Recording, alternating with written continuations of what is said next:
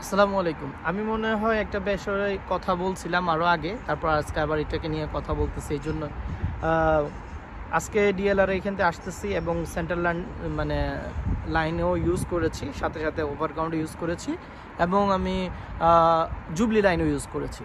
So jubilee লাইনে আমি হঠাৎ করে শুনতে পাই, একটা অ্যানাউন্স শুনতে পাইছি। সেই অ্যানাউন্সে বলছে যে তারা কার্ড চেক করবে, টিকিট না পাইলে 200 টাকা ফাইন করবে, এটা চেক করবে। এটা একটা। তারপর ডিএলআরে যখন আমি স্টেশনে আসি তখন ডিএলআরও দেখছি, শুনতেছি যে ওরা প্রতিদিন চেক করবে, সেই একটা মানে মানে তাদের রেগুলার চেকিংয়ের ভিতর রাখবে এখন থেকে এই জিনিসটা। আরেকটা যে জিনিস ব্যাপারটা হলো যে ওরা ওভারগ্রাউন্ডও চেক করতেছে। আমি ওভারগ্রাউন্ড ইউজ করছি, ওভারগ্রাউন্ড অনেকে চেক করছে এবং অনেকে আমার সঙ্গে ধরা খাইছে, দেখছি আমি।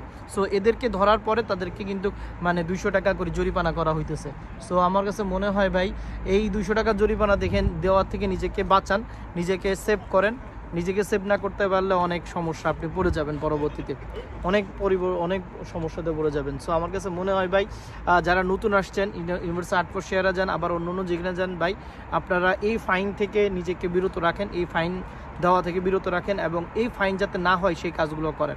আমার কাছে মনে হয় এটা আপনার জন্য বেস্ট একটা অপশন হবে, বেস্ট একটা ওয়ে হবে।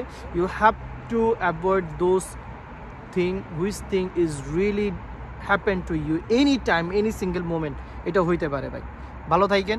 আল্লাহ হাফেজ।